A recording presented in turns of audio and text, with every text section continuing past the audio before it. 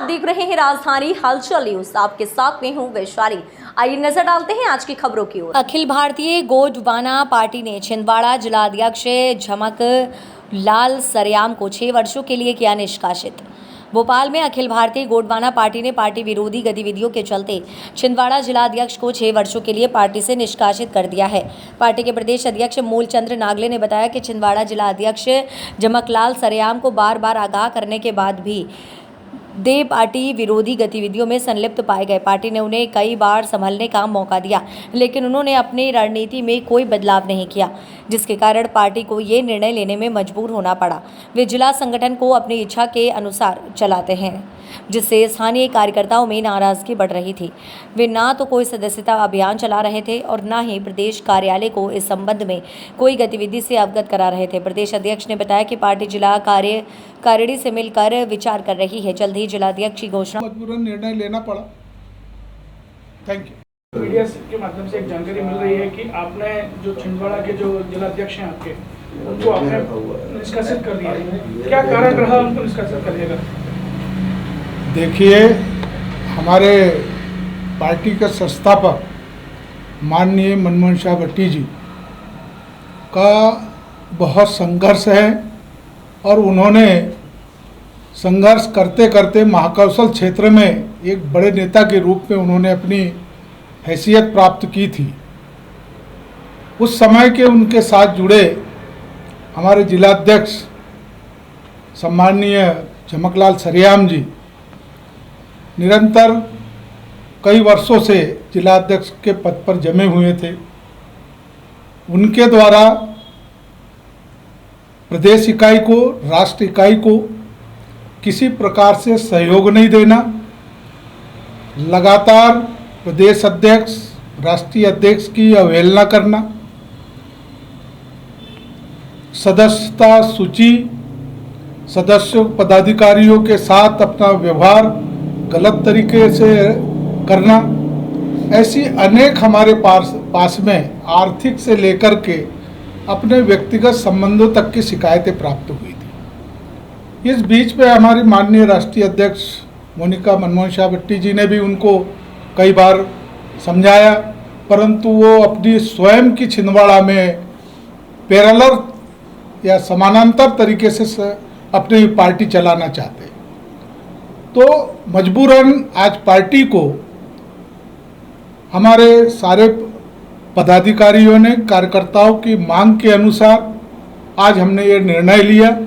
पूर्व में भी हमने उनको सूचना पत्र जारी किया था, मगर बार बार वो क्या है, दिशा निर्देशों का पालन नहीं करते थे और हमारे जो पार्टी का जो संविधान है उसके अनुसार वो कभी उन्होंने नियमित रूप से कार्य नहीं किया।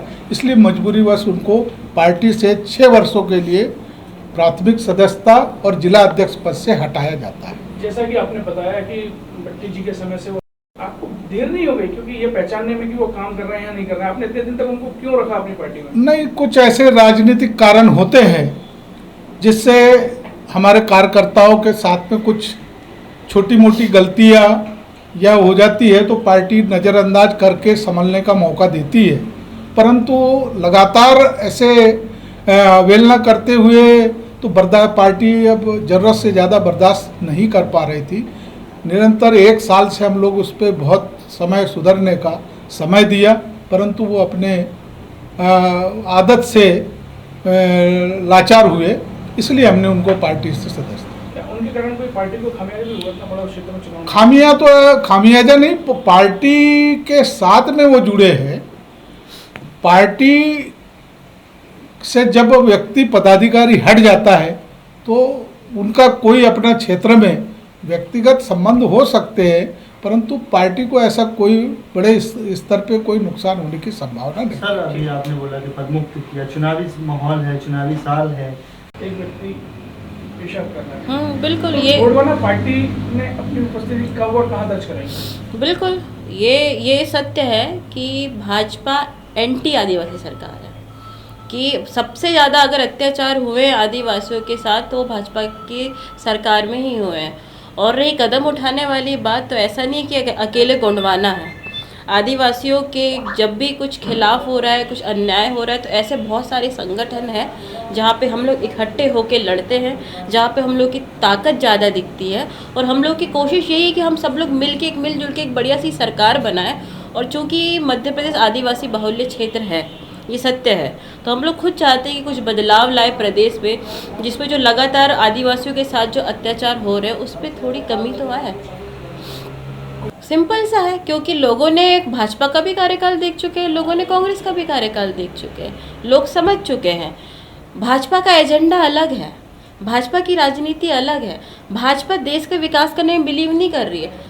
और यही अगर हम लोग कांग्रेस को पहले के लिए देखें तो ऐसा नहीं है, कांग्रेस में अपने कार्यकाल में आदिवासियों के लिए बहुत विकास किए हैं, लेकिन चूंकि अब कांग्रेस की उतनी ज़्यादा हमें कुछ अभी वो एक दिखाई नहीं दे रहा है, कुछ एक किरण जो बोलते हैं कि हाँ संभावना है कि हो सकता है, क्योंकि ज़्यादातर ऐसे नहीं, कांग्रेस के साथ भी गलत हुआ, भाजपा ने सारे विधायक खरीद के ले गए, सरकार डगमगा गई, तो एन समय पे क्या हो जाएगा उसको कोई अंदाज़ा नहीं है। लेकिन हमें पता है कि हमारे साथ जो लोग जुड़े हुए हैं वो टस के मस नहीं होने वाले हैं। आने वाले समय में यदि आपके कैंडिडेट जुड़ के आते हैं तो आप किस पार्टी को सपोर्ट करेंगे? किस पार्टी को सपोर्ट नहीं करेंगे, हम चाहते हैं कि हम लोग मिलजुल के सरकार बनाएं और सरकार में हमारी भागीदारी हो।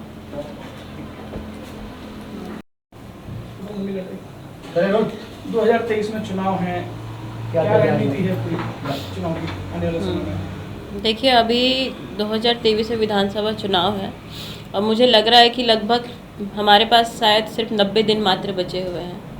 इसमें हम लोग की पूरी तैयारी है कि दमखम के साथ प्रत्याशियों को मैदान में उतारें। लगभग 70 से 80 सीटों को हम लोगों ने चिन्हित किया है, जिसमें एसटी, एससी और ओबीसी है। और सभी लोग बहुत ही, चूँकि अभी माहौल जो बना हुआ है प्रदेश का, सभी लोग भाजपा से नाराज़ है, कांग्रेस से नाराज़ है, तो कहीं ना कहीं लोग अब तीसरे विकल्प की तलाश में हैं।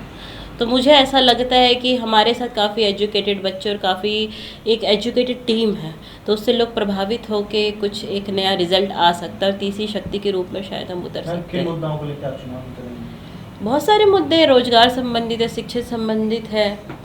अगर आप लोग यहाँ पे इंटीरियर इलाके में चले जाओ, पानी की समस्या, बिजली की समस्या, ये तो हम लोग शहरों में रह रहे हैं तो हम लोग को इन चीज़ों के बारे में पता नहीं चल रहा है, लेकिन आज भी ऐसे बहुत सारे गांव है जहाँ पे पानी नहीं है, बिजली नहीं है, सड़क नहीं है। मेन तो राजनीति तो असली जो होती है, जो एक जनप्रतिनिधि होता है, जो उसका काम होता है विकास करने का। आपको शहरों में विकास सिर्फ इसलिए दिखते हैं क्योंकि यहाँ पर टैक्स भरती है जनता, लेकिन गांव में जो लोग अपने जो प्रतिनिधि बनाते हैं गांव के विकास के लिए, वो विकास उन तक पहुँच ही नहीं पा रहा है वहाँ पर। मैं सरदार आरएस सिंह खालसा सिख पंथ का सेवादार हूँ और अखिल भारतीय गोंडवाना पार्टी में अल्पसंख्यक प्रकोष्ठ का राष्ट्रीय अध्यक्ष हूँ। पहले भी मुझे पार्टी के संस्थापक माननीय मनमोहन शाह भट्टी साहब ने अपने साथ रखा था और आज उनकी बेटी के द्वारा मैं इस पद पे हूँ। समाज के लोग किस तरीके से आप पार्टी में जोड़ रहे हैं और क्या उनकी जो इच्छा है काफी वोट बैंक सिख समाज का मैं आपको बताऊं सर आपके माध्यम से कि सिख समाज का पिछले 70 सालों से लेके इस्तेमाल ही हुआ है और आज भारतीय जनता पार्टी की सरकार है प्रदेश में, देश में, यहाँ भी 18 साल से सिख समाज का सिर्फ इस्तेमाल है।